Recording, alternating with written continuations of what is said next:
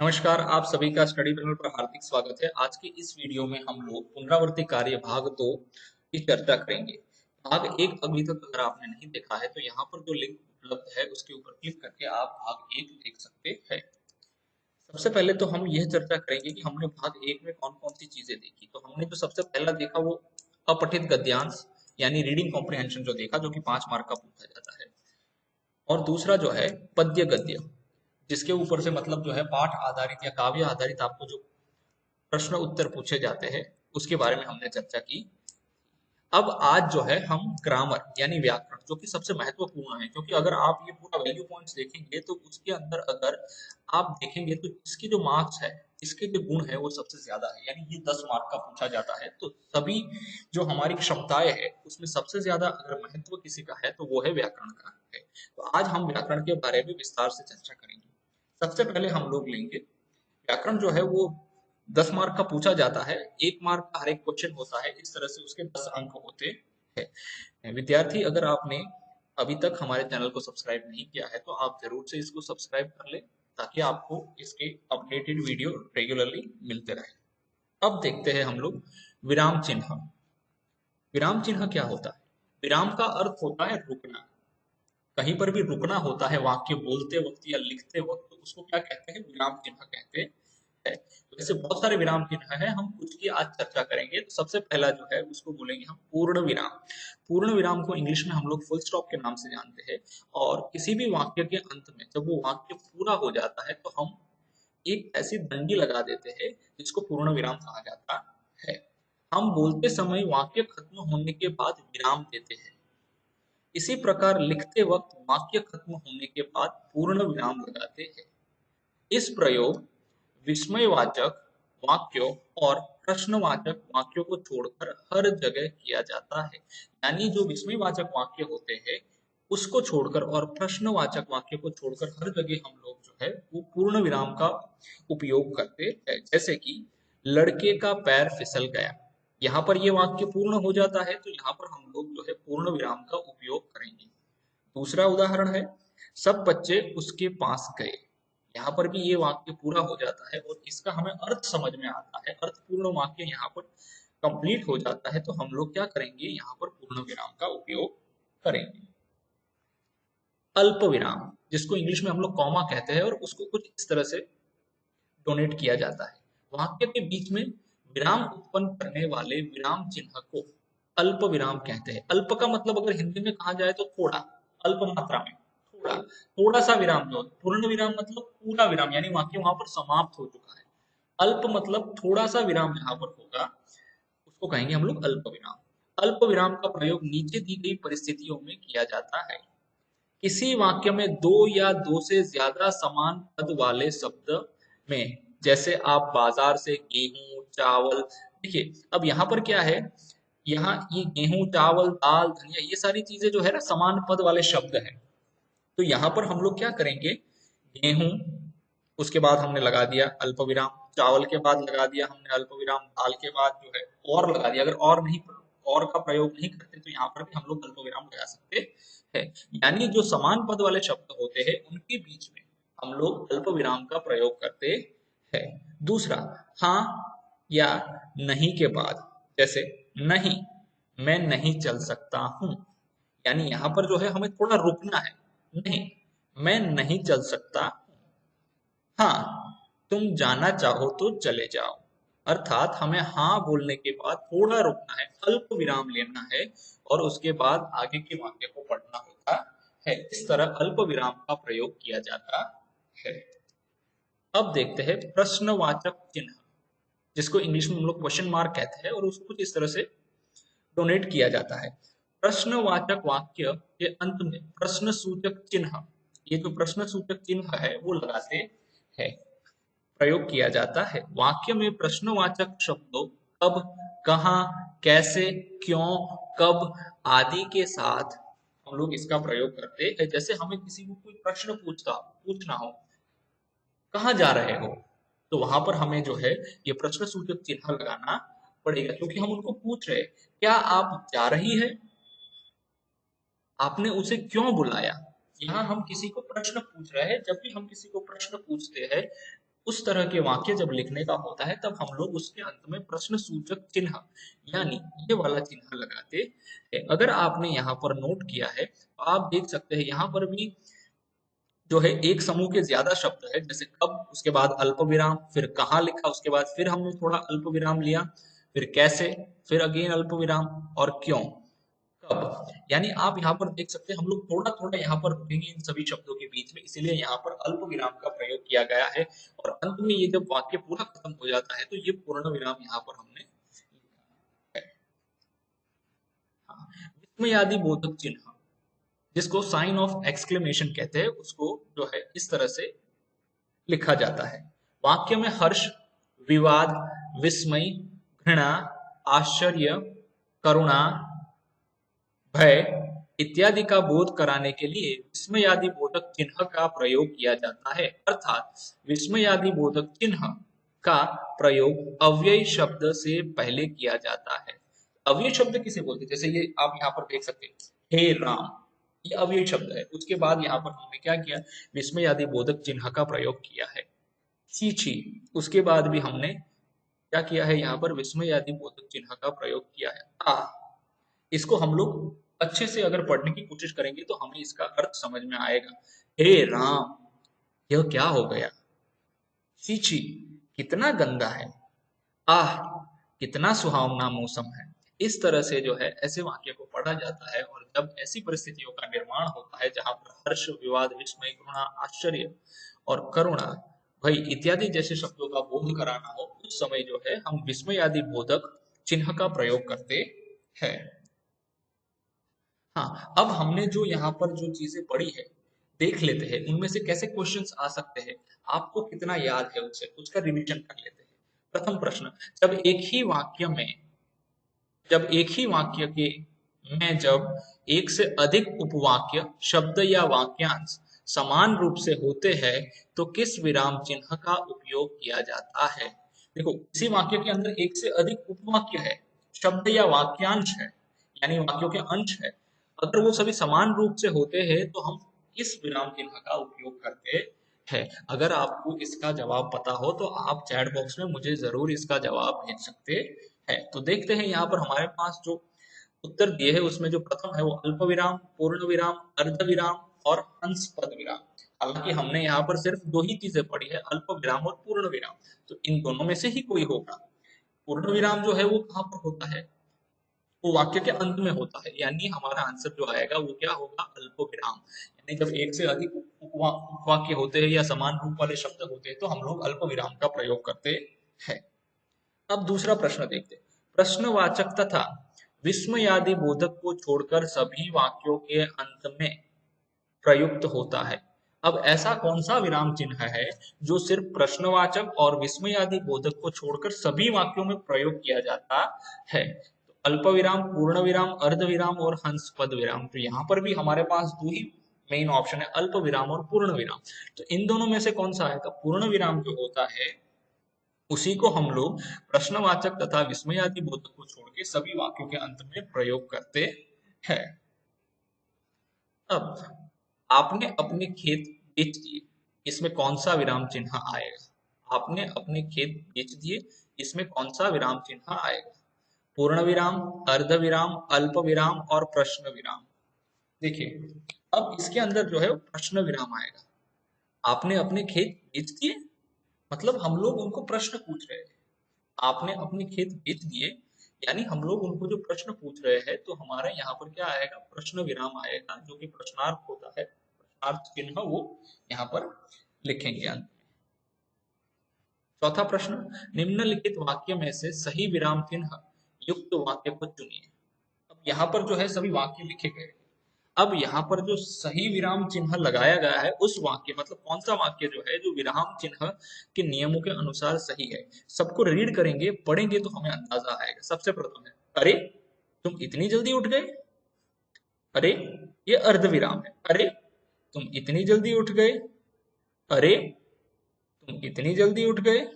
अरे तुम इतनी जल्दी उठ गए। अगर देखा जाए तो सब में बहुत कम अंतर आपको दिखाई पड़ रहा होगा। ये अल्प विराम है, यानी हम लोग थोड़ा विराम लेंगे। अर्ध विराम है, यहाँ तो उससे भी थोड़ा कम विराम लेंगे। ये जो है विस्मयादि बोधक चिन्ह है और ये जो है ये प्रश्नार्थ चिन्ह है। तो देखते हैं यहाँ पर हमारा आंसर क्या आएगा। अरे तुम इतनी जल्दी उठ गए, यानी यहाँ पर विस्मय विस्मय हो रहा है कि जो कभी जल्दी नहीं उठता वो आज कैसे इतने जल्दी उठ गए। तो ये जो है विस्मयादि बोधक चिन्ह जो है यहाँ पर आएगा, यानी हमारा जो प्रथम उत्तर है वो सही है। अब देखते हैं विशेषण। विशेषण को इंग्लिश में जो है एडजेक्टिव कहा जाता है। अब विशेषण क्या होता है? विशेषण का अर्थ है संज्ञा या सर्वनाम, शब्दों की विशेषता बताने वाले शब्दों को विशेषण कहते हैं। जैसे देखो, किसी भी चीज की अगर वो विशेषता बता रहा है, खास करके संज्ञा, संज्ञा यानी नाउन, और सर्वनाम यानी प्रोनाउन, अगर उनकी विशेषता यहाँ पर दिखाई जा रही है, उस शब्द को हम लोग जो है विशेषण कहते हैं। यानी विशेषता दिखाने वाले शब्द को विशेषण कहा जाता है। यहाँ पर देखते हैं छोटा लड़का, कुछ उदाहरण दिए हैं। छोटा लड़का, मोटा लड़का, सुंदर चित्र, गोरा वर्ण, ईमानदार व्यक्ति, लंबा आदमी, काला सांप, लाल कपड़ा, ये सारे यहाँ पर कुछ शब्द लिखे हुए हैं। अब देखते हैं इसमें से विशेषण कौन सा है, संज्ञाएं कौन सी है।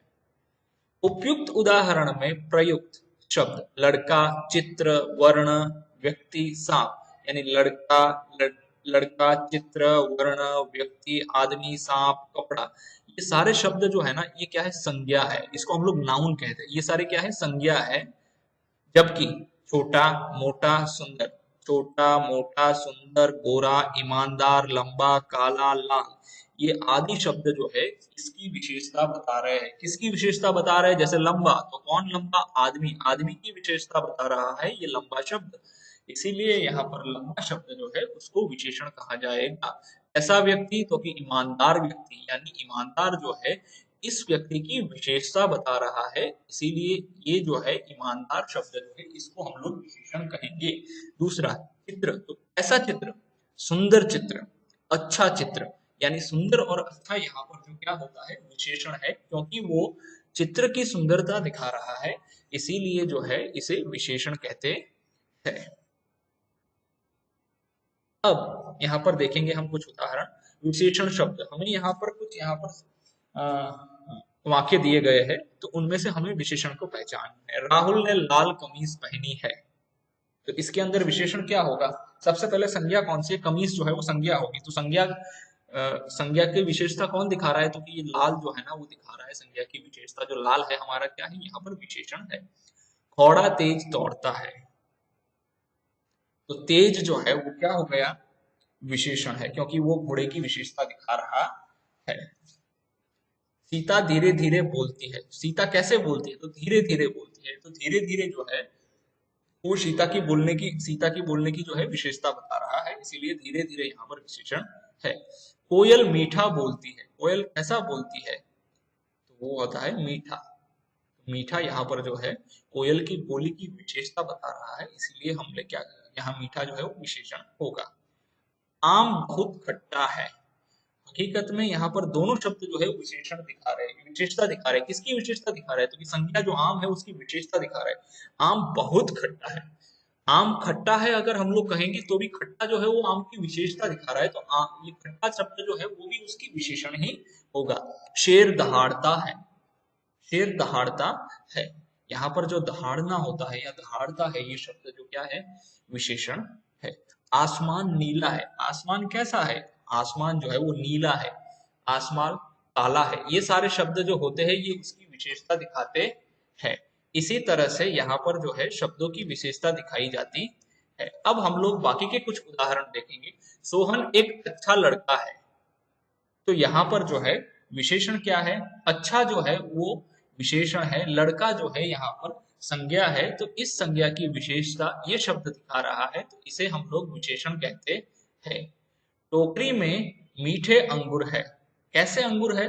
तो वो जो है मीठे है, इसीलिए यहाँ पर अंगूर की विशेषता जो है इस शब्द से बताई जा रही है, तो हम लोग इसको क्या कहेंगे, इसका विशेषण कहेंगे। मीता सुंदर है, यहाँ पर सुंदर शब्द जो है वो विशेषण है, क्योंकि वो मीता की विशेषता दिखा रहा है। कौवा कौवा काला होता है, जो काला शब्द है वो विशेषता है। बालक चतुर है, चतुर शब्द विशेषता दिखा रहा है। हमने गुजराती गीत गाए। तो गुजराती जो है, गुजराती गीत जो है वो विशेषण यहाँ पर कहा जाएगा। तो इस तरह से जो है हमने विशेषण के बारे में देखा। अब देखते हैं संज्ञा यानी नाउन क्या होता है। संज्ञा की परिभाषा यानी उसकी व्याख्या क्या है, कैसे पहचाने कि ये शब्द जो है वो संज्ञा है। किसी व्यक्ति, प्राणी, वस्तु, स्थान अथवा भाव आदि के नाम को संज्ञा कहते हैं। जैसे श्याम, दिल्ली, आम, मिठास, गाय आदि। इंग्लिश में उसको नाउन कहा जाता है। यानी किसी भी नाम को हम लोग जो है उसको संज्ञा कहते हैं। जैसे यहाँ पर हम उसके कुछ उदाहरण देखेंगे। श्याम खाना खा रहा है, तो यहाँ पर श्याम जो है वो व्यक्ति का नाम है, यानी ये क्या है, संज्ञा है। अमरूद में मिठास है, यानी जो ये क्या है, फल है। तो अमरूद फल का नाम है, इसीलिए ये क्या है, अमरूद जो यहाँ पर है इस वाक्य के अंदर जो संज्ञा है। घोड़ा, घोड़ा दौड़ रहा है, घोड़ा एक पशु का नाम है, इसीलिए घोड़ा जो है वो संज्ञा है। अब हम लोग विलोम शब्द देखेंगे।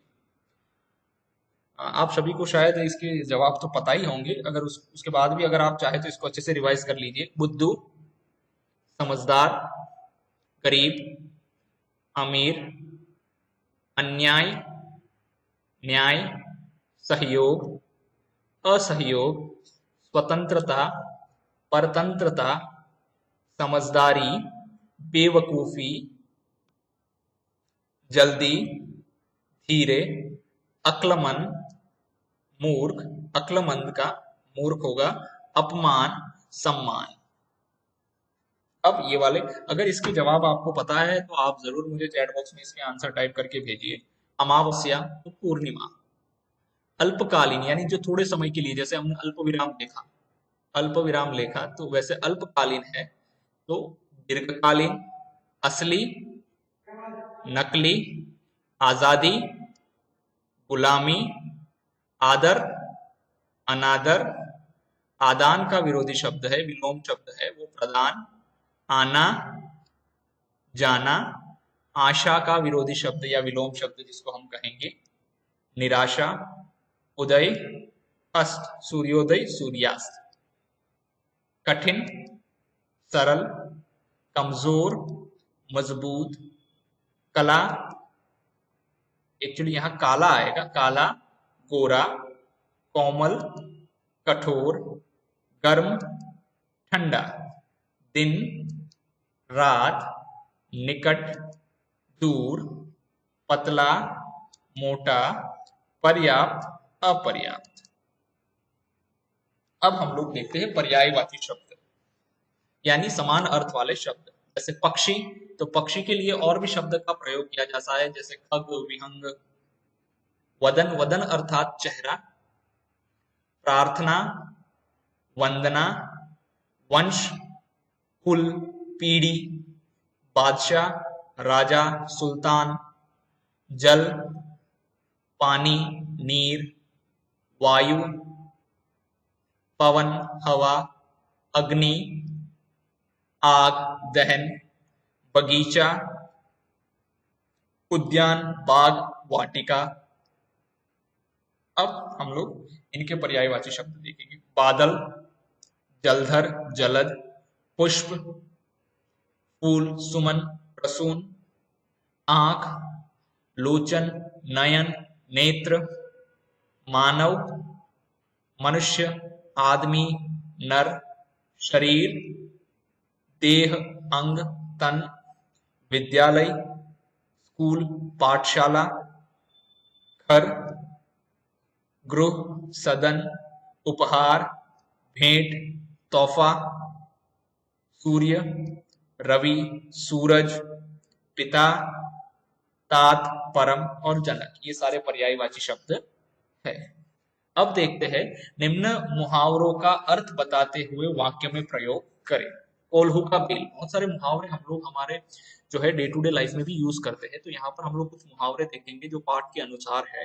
कोल्हू का बेल, उसका अर्थ क्या होता है?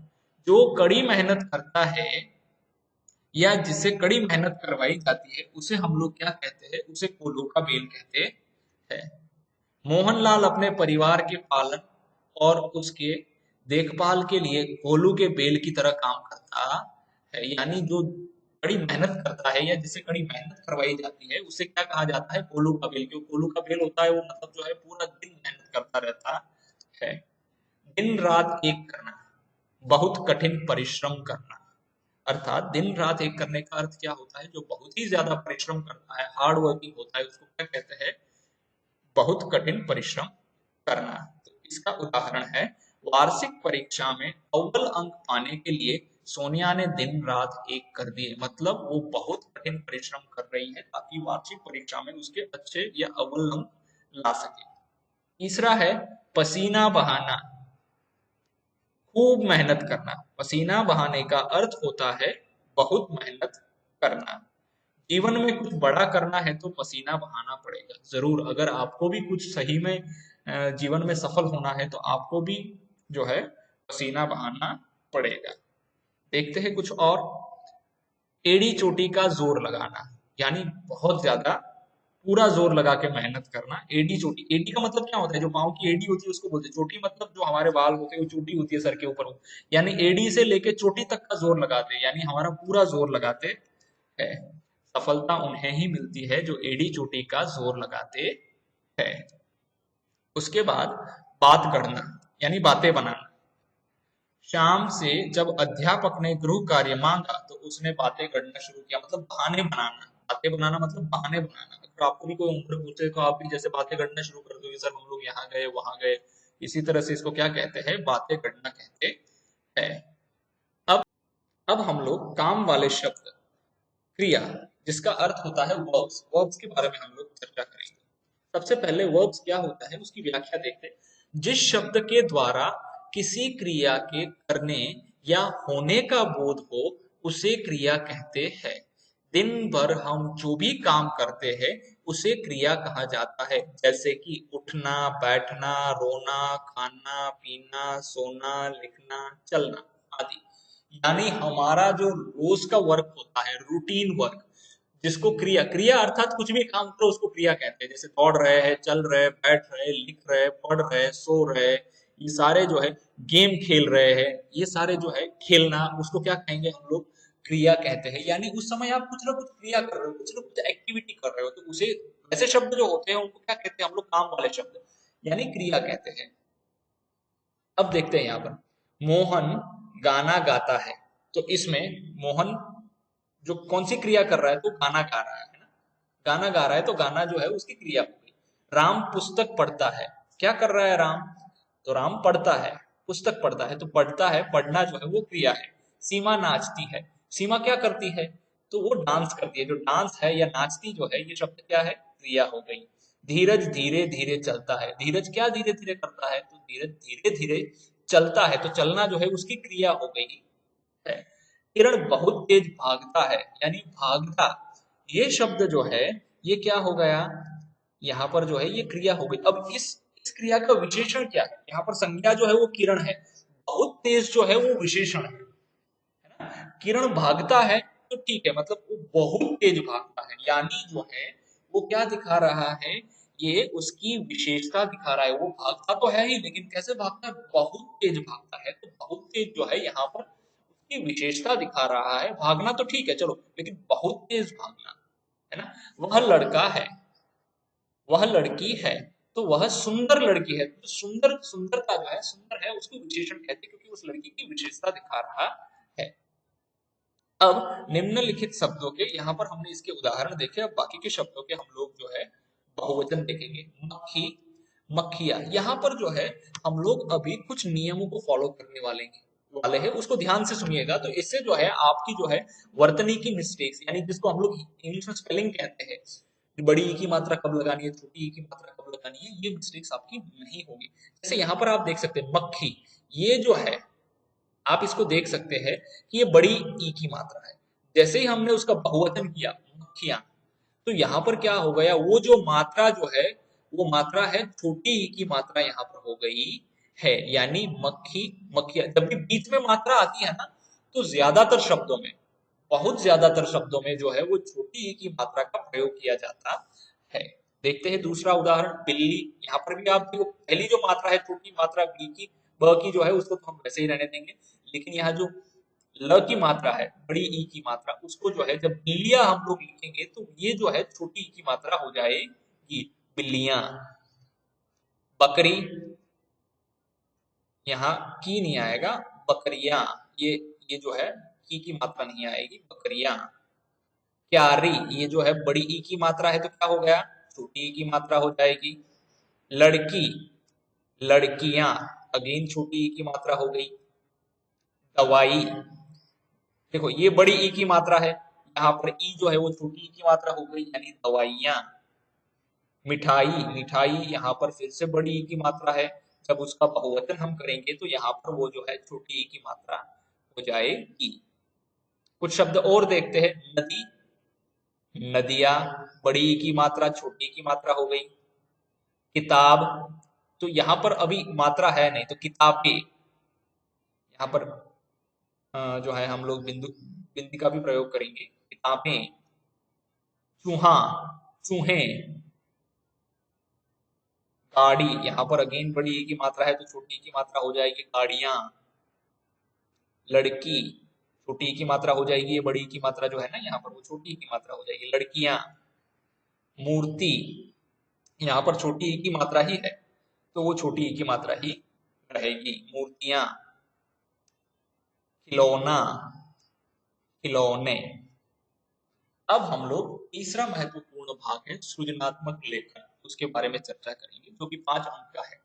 व्याकरण का भाग हमने पूरा जो है देख लिया है, आप इसको बार बार रिवाइज कर लीजिए ताकि जो आपके कंसेप्ट अगर ऐसे है कोई जो आपको समझ में ना आए हो तो आप उसको जो है रिवाइज करके देख सकते हैं। अब सृजनात्मक लेखन क्या है? सृजनात्मक लेखन ये है कि आपको अपने मन से किसी भी पॉइंट के ऊपर या टॉपिक के ऊपर आपको लिखना है। उसमें जरूरी नहीं है कि आपको जो है कोई चीजें ऐसी ही पूछी जाएगी जो कि आपके पाठ्य पुस्तक में आपको पढ़ाई गई। हो सकता है कुछ चीजें ऐसी भी हो जिसके बारे में आपको जानकारी होगी, आप जो भी उस चीज के बारे में जानते हैं उसके बारे में आपको लिखना है। देखते हैं यहाँ पर, निम्नलिखित में से किसी एक के बारे में 5 वाक्य लिखिए। अब यहाँ पर आपको बहुत सारे टॉपिक्स दिए जाएंगे, उसमें से किसी एक भी टॉपिक के बारे में आपको जो है 5 वाक्य में लिखना है। तो सबसे पहला टॉपिक देखते हैं, गांधी जी क्या करते थे, पाठ के आधार पर लिखिए। यानी हमने जो स्वतंत्रता की और पाठ पढ़ा है उसमें गांधी जी के बारे में बहुत सारी चीजें बताई गई है, तो उनको आपको यहाँ पर अपने शब्दों में लिखना है। देखिए बहुत सारे बच्चे क्या करते हैं, उसको रट लेते हैं या जो है कभी कभार क्या है कि अगल बगल में देख के भी कर लेते हैं, टेक्स्ट बुक या किसी चीज का उपयोग करके, नोटबुक वगैरह। ऐसा बिल्कुल भी मत कीजिए। आप जो है इसको अपने मौलिक विचारों में ही लिखिए। मौलिक का अर्थ आपको जो आता है वैसा, आपको जो हिंदी आती है उस हिंदी से इसको लिखने का प्रयत्न कीजिए कि गांधी जी का समय क्या था, उसका रूटीन वर्क क्या था, सुबह कैसे उठते थे, क्या क्या काम करते थे, पूरा दिन उनका दिनचर्या कैसे चलती थी, ये सारी बातों को आपको यहाँ पर लिखना है। गांधी जी क्या कर रहे, चरखा काटते थे, भारत की स्वतंत्रता के लिए लड़ रहे थे, ये सारी चीजों का भी आपको यहाँ पर लिखना है। दूसरा जो है, मेरा मनपसंद भोजन। अब आपको जो भी खाना पसंद हो, सबसे पहले तो उसका नाम लिख लीजिए कि मेरा मनपसंद भोजन है, वो पिज्जा है, पानी पूरी है, या जो भी आपको अच्छा लगता है वो यहाँ पर। फिर उसको बनाने की विधि क्या है, वो कहाँ पर मिलता है, उसकी कीमत कितनी होती है, ये सारी चीजें आप वहां पर लिख सकते हैं। वो आपको क्यों पसंद है, चटपटा है इसीलिए पसंद है, मीठा है इसीलिए पसंद है, ये सारे कारण भी आप 5 वाक्य के अंदर दिखा सकते हैं। उसके बाद, मेरा मनपसंद त्योहार। अब आपका जो प्रिय त्योहार है उसके बारे में भी, सपोज अभी हम लोग मान के चले होली अभी आ रही है, तो होली सपोज आपका प्रिय त्योहार है, मनपसंद त्योहार है, तो उसके बारे में आप यहाँ पर लिख सकते हैं कि होली के दिन आप क्या क्या करते हैं, आपका मनपसंद त्योहार होली ही क्यों है। किसी का अगर नवरात्रि है तो सिर्फ नवरात्रि ही क्यों है, उसके बारे में आपको अपने शब्दों में 5 वाक्य लिखने हैं। चौथा, सुनीता के साहस और स्वाभिमान को अपने शब्दों में लिखिए। जो हम सुनीता की पहिया कुर्सी जो हमारा पाठ था, उसके ऊपर से प्रश्न पूछा गया है। अगर देखा जाए तो सुनीता जो थी वो बहुत साहसी और स्वाभिमानी लड़की थी। क्यों? क्योंकि वो अपना सारा काम खुद करती थी। वो जब कोई मार्केट से या बाजार से कोई चीज लानी थी तो वो खुद ही अपने पहिया कुर्सी से खुद ही चलकर गई, वो पहिया कुर्सी का उपयोग करके खुद ही मार्केट गई थी और सारी चीजें जो है वो खुद ही करना चाहती थी, उसको आपको अपने शब्दों में लिखना है। पांचवा, मेरा विद्यालय, यानी आपको अपने स्कूल के बारे में यहाँ लिखना है। आपका स्कूल आपको क्यों प्रिय है, वो कितना दूर है, आप कौन सी कक्षा में पढ़ते हैं, आपके जो है फेवरेट टीचर कौन है, उनके बारे में भी आप लिख सकते हैं। आपको स्कूल में क्या क्या या विद्यालय में क्या क्या प्रवृत्ति क्रियाएं करवाई जाती हैं, उन सभी के बारे में आप लोग यहाँ पर लिख सकते हैं। पढ़क्कू, ये पढ़क्कू जो है हमारा पढ़क्कू की सूझ के ऊपर से लिया गया है। पढ़क्कू क्या था, एक तो पूरा दिन पढ़ता रहता था, जहां दिमाग नहीं लगाना वहां भी दिमाग लगाता था, जो चीजें नेचुरली चल रही थी उसके अंदर भी जो है अपनी टांग अड़ाता था। तो पढ़क्कू के बारे में यहाँ पर आपको 5 वाक्य में लिखना है। दूसरा टॉपिक देखते हैं, हुदहुद। हुदहुद ही हमारा जो है बहुत ही अच्छा पार्ट था। इसमें आपको हुदहुद के बारे में सब कुछ लिखना है, क्योंकि हुदहुद की पहचान वगैरह कैसे करते हैं हम लोग, हुदहुद ने कैसे सुल्तान की मदद की, किसने मदद करने से मना कर दिया, उसके बाद हुदहुद भारत में पाए जाते हैं, उसको पहचानने की तरकीब क्या है, उसको सोने की कलगी पहले थी, उसके बाद जो है उसको पंख की कलगी आ गई, वो कैसे आ गई, ये सारी चीजों को विस्तार से यहाँ पर हमें लिखना है। भीखूबाई, सबसे कॉमेडी पार्ट ये था, हास्यास्पद जो पार्ट है वो भीखूबाई था। भीखूबाई क्या थे, कंजूस थे। क्या लेने जा रहे थे, नारियल लेने जा रहे थे। पहले जब मार्केट में गए तो कितने पैसे की का भाव बताया गया उनको, फिर आगे गए तो और सस्ते में, फिर लास्ट में जो है वो कहाँ चले गए, नारियल के बागीचे में चले गए। बागीचे में वो नारियल तोड़ने ऊपर गए, वहां से फिर किसी की हेल्प लिए गिर गए सभी। तो इस तरह जो है वो बहुत कंजूस थे और मुफ्ती मुफ्त सारा काम करवाना चाहते थे। इस तरह से भीखू भाई के बारे में आप यहाँ पर 5 वाक्य लिख सकते हैं।